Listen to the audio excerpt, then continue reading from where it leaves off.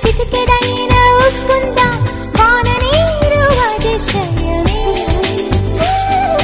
విద్యుత్తే లేకుండా వేలాడే దీపాల వెలిగేటి మినుగురుల అతిశయమే. తనువున ప్రాణం ఈ చోటనున్నదు, ప్రాణంలో నా ప్రేమ ఈ చోటనున్నదు.